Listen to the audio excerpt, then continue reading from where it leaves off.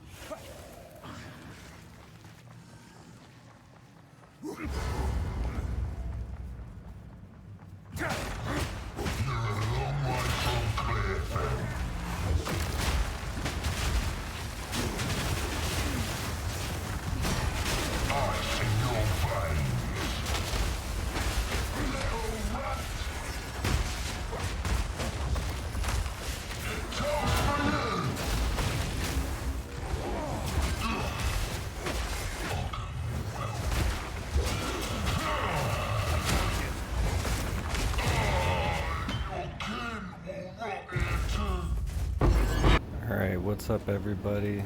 As you saw from the clips, this build is finally at the mid-tier of maps. I'm currently pushing up to 11s now. Anyways, here's what's going on with the build and what I think you need to do with it.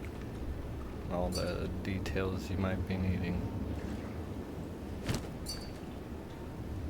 Alright. So, first off, the build does not require this helmet, but if you do decide to get it, it's going to be very good. And all you need is the 4 fewer enemies. You don't need 5 or 6 because you're going to be close range anyways. And with this passive paranoia, you're always going to be close up enough for you to have the surrounded effect. And we're going to be grabbing the attack speed, regen, all this stuff. Probably the whole wheel, honestly. It's just ridiculously good for defenses and damage. So, here's the tree. You're going to want to get this Fizz's extra fire. That way you do fire on all your skills and you'll be able to ignite, and we'll go over why that's important later. This is a good passive for the vaulting impact to cause aftershocks more often, which I'll get into when we get into gems. We use heavy stun and AoE skills because we're a Titan. And I plan to unspec out of Earthbreaker when I can get my 4th ascendancy and spec into hulking form, which will make these small nodes in the surrounded passives and some of my fire damage and armor break nodes. They're all going to get really crazy, so that's going to be huge. As far as getting Hollow Palm, you just want to level this route right here, going straight to it. That's what I did. I just went straight to it. You'll be fine with the decent staff and staff skills. And then once you get it, you pick up these attack speed nodes for some defense and damage. And then you grab this for defense, grab this for some damage. Grab that right away, probably before these two. And then I came up here later. You'll want to come down here and grab this stuff once you have vaulting impact. And then, yeah, I came down here. This was last. Same with this, because I just bought this helmet. So that's the passive tree and ascendancy. Let's finish going over the gear. You just want really high evasion, and you're probably going to want evasion armor for your gloves, boots, and maybe chest if you could get 1,000 evasion on the chest still. I don't know if you'll be able to. You're really going to want deflection rating stuff on all 3 pieces as well for extra defense, since you can't get it on your helmet. Helmet's going to be basically defenseless. You get some evasion, but it's not very much. I plan to put a chaos resistance soul core in here, just so you know. Amulet, you're going to start with getting something like this for the +1 level. That's all that really matters, and whatever resist you need. Then you're going to upgrade to another +1 level, so +2. And then you can upgrade again to a +3. I'm looking forward to possibly getting a +4 if that's possible. I don't think it is. I don't remember seeing it. We can check. I'm just not going to deal with it right now though. If you don't want to use the helmet, something like this will be good. This got me up to this point, so you could just go with this. For the rings, I highly recommend physical damage to attacks, fire damage to attacks. Increased fire damage is not that good. It's okay. Resist, and you're going to want one ring having leech as mana and the other ring having leech as life. So that's why my rings look kind of identical. breach rings are going to be best because you can get the modifiers to 40% quality. I'm not sure what would be best for that. Probably attack modifiers would be my guess. That's what I'm going to go for. This was the chest I used to get to this point after I hit maps. Bought this for real cheap and then just bought this for like 30x. The gloves, you're gonna want something with +1 level melee skills right away and added fizz. We're also using the Great Wolf's Rune of Claws for extra added fizz. All the added fizz is gonna be very important for this setup. The more the merrier. Belt, I think the flask gaining charges per second is the best in slot. Getting extra armor is also really good. That's the only important stuff. And now let's go into our gem setup. I don't really use my quarterstaff strike anymore, even though it has a ton of damage. I've been using this setup currently, and I'm going to go over the supports for everything, explain why I use these a little bit more. So, Wind Blast is like your main skill, and it applies daze on hit. Daze helps with stun, does some other stuff. We break armor with the skill, we can gain endurance charges, which will help with our Ancestral Cry. You're going to want Uruk's Smelting for the fully breaking armor, causes permanent fizz damage taken for the enemy, so that's really strong. And then we go with Armor Explosion, just because it does quite a bit of damage based on your default attack damage, and as you see, that's really high because we're unarmed. We have Rage on hit on a lot of our skills just to keep it up at all times. The 15% more attack speed is from Rage 3, and that's just to get us up there. We don't really need it in this build, so I just like to use it. It helps. And then Heavy Swing is just big damage. Vaulting Impact will actually get Broken Stance when you hit the dazed enemies, so I like to use this to apply a debuff that basically works like Impale, so I also added Impale to the skill. And then with it, we're using Aftershock 2 for the extra aftershocks, and then Fissures on landing, Branching Fissures 2 for extra branches, and Flammability magnitude from Ignite 3, just to make it so that we are always igniting with this. That's really good because we're using this, Melting Flames, so we're getting increased fire damage taken permanently. Kinda works the same as our jewel here, or gem. It kinda works the same as our gem here. And it also works well with the Molten One's Gift. So fully broken armor effects also apply to the fire damage. So that's a really cool setup, and it empowers all my other hits. So we'll start with Wind Blast on a boss and Vaulting Impact into them maybe a couple times, so you apply a bunch of impales, and then you hit them with the Whirling Assault a few times, which we're gonna get into what this is doing. Then you drop the bell and keep whirling, and that should be a quick kill, as you'll see in the clips, or as you saw in the clips. Now for Whirling Assault, we're using Volcanic Eruption because we're always hitting ignited enemies, and this will help hit the bell more. It also uses our default attack damage, so it's just extra ton of damage.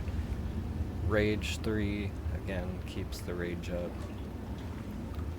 Close Combat 2, because we're always in 1 meter distance, and then this is where we put our Defy 2. I know you were probably wondering why I didn't use that on the other skills, just couldn't fit it in, but it works really well here and on Tempest Bell when we can get our 6th link, or 5th link. Tempest Bell, we're using durability for the +2 hits, Life Leech 3, which keeps it topping up even when we're at full life, and that's what helps us sustain our damage during a boss fight. Even though you're usually doing this when they're stunned, they can unstun pretty quickly and start hitting. XQ2 is just big damage, and then Heavy Swing's just big damage. Tempest Bell needs those two for really huge damage hits. And then, like I said, you already know what the 5th link's gonna be there. Whirling Assaults, I'm probably gonna just put more damage. And let's see.